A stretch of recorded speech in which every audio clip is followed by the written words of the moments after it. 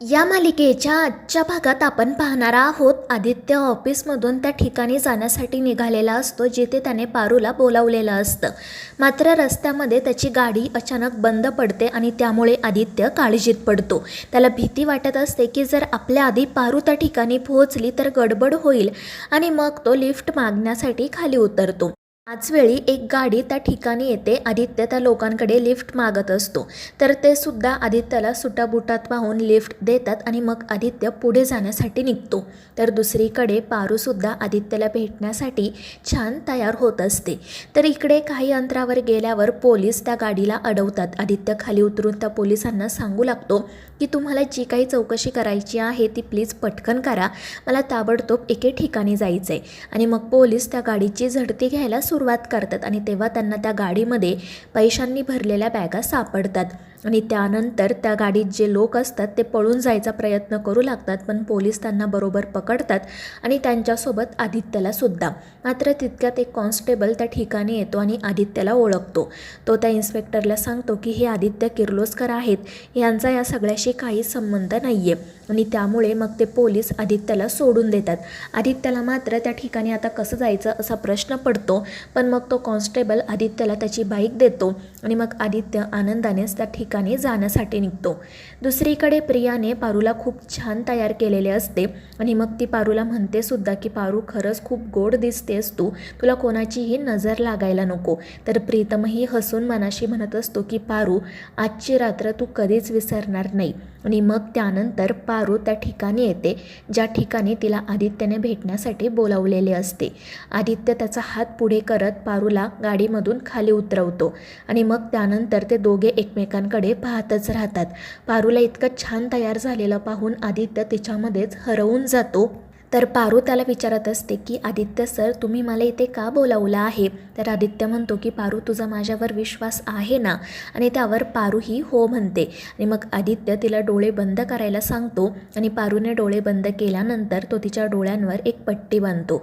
पारू विचारत असते की आदित्य सर आता ही पट्टी कशासाठी? तर आदित्य हसून म्हणतो कारण आता जेव्हा तुझ्या डोळ्यांवरची पट्टी मी काढेल ना तेव्हा तू एका वेगळ्या जगात असशील आणि ते जग माझं असेल.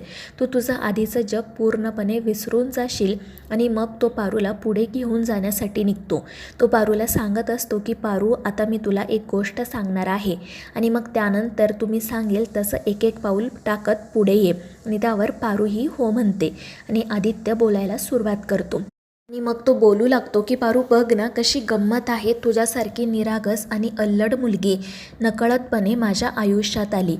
आणि मग त्यानंतर तो पारूच्या समोर गुलाबांच्या पाकळ्या टाकतो आणि पारूचा हात पकडत तिला एक पाऊल पुढे घेऊन येतो. त्यानंतर तो म्हणू लागतो की पारू तुझी सगळ्यात पहिली ओळख म्हणजे अंगणामध्ये बेसूर आवाजामध्ये मोठमोठ्याने गाणं गाणारी पारू आणि आईसोबत ऊस खात खात वाद घालणारी पारू. आणि ते ऐकून पारूला हसू येतं आणि ते सगळे प्रसंग आठवू लागतात. तर आदित्य तिचा हात पकडून तिला एक पाऊल पुढे घेऊन येतो. त्यानंतर तो म्हणू लागतो की पारू तुला आठवतंय का तो दिवस उजाडला आणि मला तुझा धनी होण्याचं भाग्य मिळालं. तुला आठवतायत का ग त्या सगळ्या आठवणी ज्या आपण गावाकडे एकत्रितपणे अनुभवल्या होत्या? आणि ते ऐकून पारूला मग तिने आणि आदित्यने गावाकडे जे क्षण घालवलेले असतात ते सगळे आठवू लागतात. आणि मग आदित्य म्हणू लागतो की पारू माझी आणि तुझी अगदी नकळतपणे मैत्री झाली आणि जेव्हा आपली मैत्री झाली तेव्हा मी तुझ्याकडे हे घड्याळ दिलं होतं जे आजही तुझ्या हातामध्ये आहे. आणि मग त्यानंतर तू रोज जास्वंदीचं फूल घेऊन माझ्या खोलीत यायला सुरुवात केली आणि आपलं मैत्रीचं नातं हळूहळू फुलत गेलं. आता तेच नातं मला पुढे घेऊन जायचं आहे. आणि मग त्यानंतर तो पारूच्या डोळ्यांवरची पट्टी काढतो आणि समोरचं दृश्य पाहून पारूचा आनंद तर अगदी गगनात मावेनासा होतो. ती खूप खुश असते. आणि मग आदित्य तिचा हात हातात घेतो आणि तिला विचारतो की तू माझ्यासोबत माझ्या या नवीन जगात यायला तयार आहेस का? आणि त्यावर पारूही हो म्हणते. आणि मग आदित्य तिला एका सजवलेल्या बोटीवर घेऊन जातो. ती सजवलेली बोट पाहून पारू तर खूपच खुश होते आणि आदित्यला विचारत असते की आदित्य सर हे सगळं काय आहे? आणि त्यावेळी आदित्य म्हणतो की पारू आज मला माझ्या मनातल्या भावना व्यक्त करायच्या आहेत.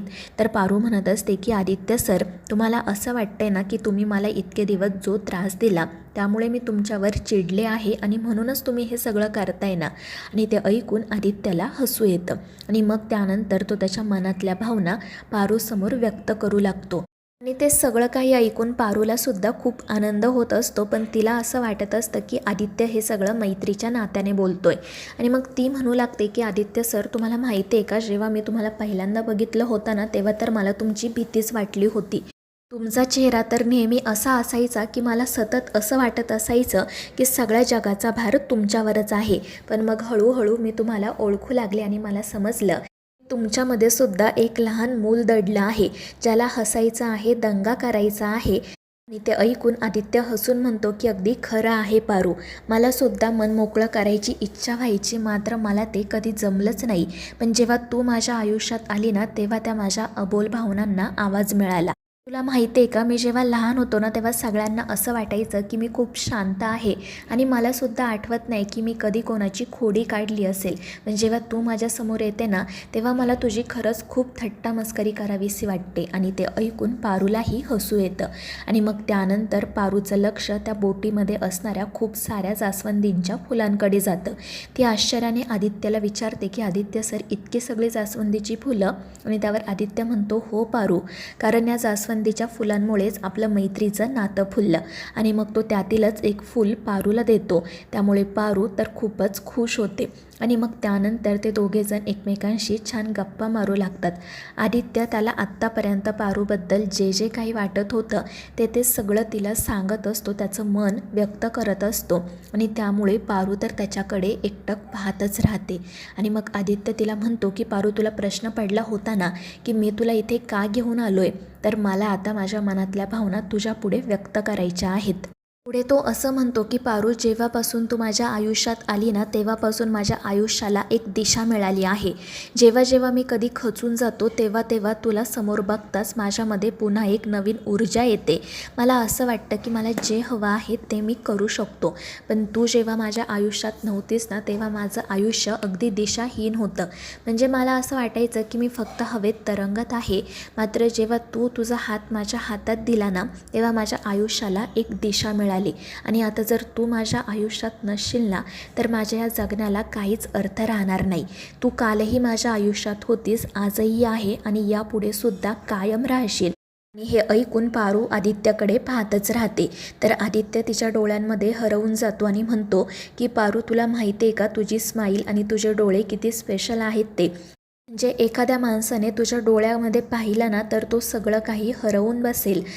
आणि मग त्यानंतर तो पारूवर एक कवितासुद्धा करतो. त्यामुळे पारू हसून म्हणते की आदित्य सर, तुम्ही खरंच मला आज खूप वेगळे वाटत आहात.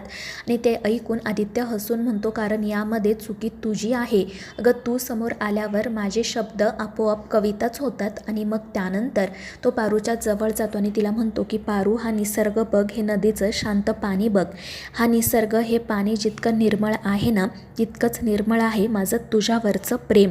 आणि ते ऐकून पारू आदित्यकडे पाहतच राहते. आणि त्याचवेळी आकाशामध्ये फटाके फुटायला सुरुवात होते. तर मित्रांनो, या मालिकेच्या पुढील भागांमध्ये आपण पाहणार आहोत आदित्य गुडघ्यावर बसून पारूला प्रपोज करतो, तिला लग्नाची मागणी घालतो आणि मग पारूसुद्धा आदित्यला होकार देत रडतच त्याला मिठी मारते. तर मित्रांनो, या मालिकेच्या पुढील भागांच्या अपडेटसाठी आपल्या चॅनेलला सबस्क्राईब करा.